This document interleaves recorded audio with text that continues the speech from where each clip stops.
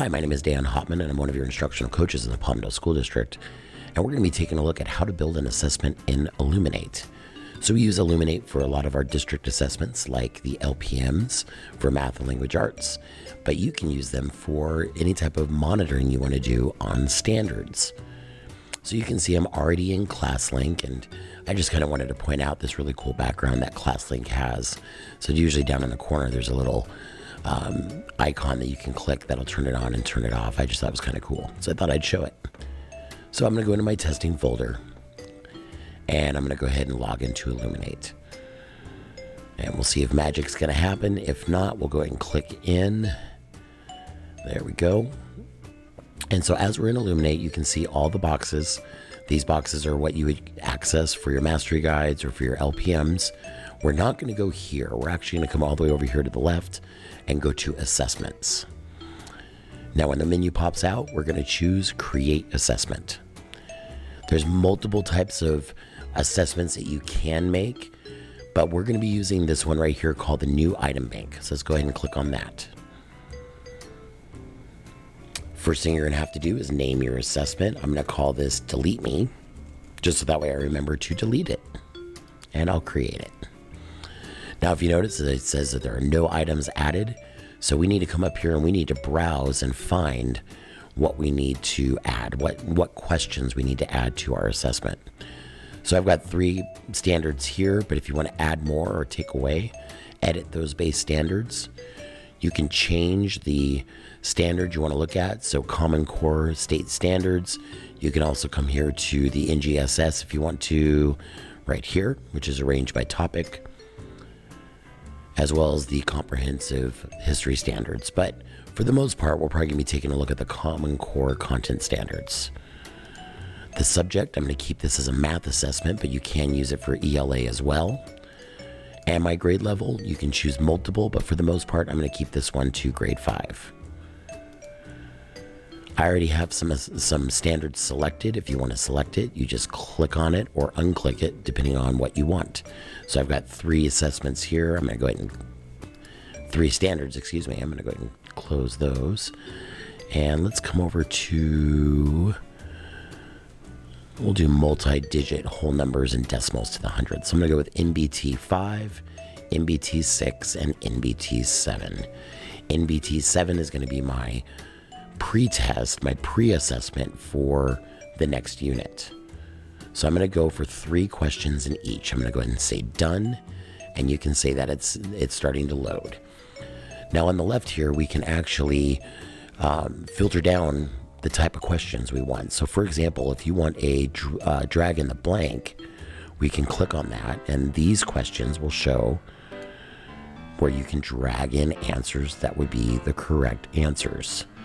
If you notice, this is a DOK1 type of question, which you can also filter down here as well. So I'm going to go ahead and add this question. I'm going to turn off these standards just to make sure I get 3 of each. So I'm going to go ahead and add this one.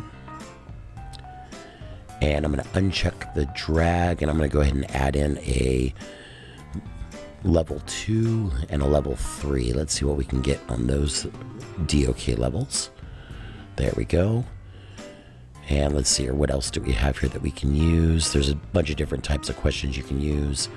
Let's see if we have a drawing response. Nope, no drawing responses. Well, we'll kind of see what pops up here, and we'll go from there. So just on the questions themselves, you can see I've already grabbed one. You've got the standard, the DOK level, and when you see this area right here with the monitor and the paper, it means it can be done either on the computer online or on paper to be printed and done by hand. So I'm going to scroll down. Let me see if I can find a question that I want to use. Let's see here. I'm going to show more. And this one, they've got to drop the answers in for each part of it. I like it. I'm going to go ahead and add the item. So now I've got 2 from this standard. That's a DOK2. And let's see. Let's go with, let's take a look at this one. I'm just going to go ahead and I'm just doing this randomly. Which product is equal to? So they got to pick all that apply. I like that one as well. So I've got 3 from this standard. And now I'm going to pick the next standard. All right, now that I've got 9 questions for each of my standards, so I've selected them all and I've got 9, I'm going to go ahead and go back to the build, and here are my questions. So I can actually drag in and change the order if I want to. I can give it a different weight. I'm not going to worry about that. Or I can delete the item or make it extra credit. That's completely up to you. I can lock it in, so that way I can't move it. I'm going to go ahead and do that with all of them. Let me go ahead and make them a little bit smaller, just so that way they're locked and done. Now, this step you do not have to do. This is one I'm choosing to do. So if you don't do that, don't worry about it. Over on the right, I'm going to drop down the done, and I'm going to publish. It says that my assessment is ready. I can either print it on paper and administer it that way, or I can go online. I'm going to go ahead and go online in Test in Portal. To do that, you would then have to set up the window for all of your students. So I'm going to go ahead and let this be exactly the way it's set up, except I'm going to change these to PM. That way it's during the day and not at night. All sections, there's my one student, Snoopy. He'll be the one taking it. My administration settings, I want it all day. If I want to do a daily window, I can do that as well. The type of input is going to be online. It's going to be open availability. In other words, I don't need a password to access it. I'm going to randomize the answers and randomize the questions. The tools that I'm going to use, I usually leave the item setting for the calculators. I'm going to leave those as leaving them alone. Use item setting. Text to speech, it just depends on who my kids are in class. Younger grades, you might want to enable that. Older kids, you might want to disable it. It's completely up to you. I enable the digital notepad. I enable highlighting.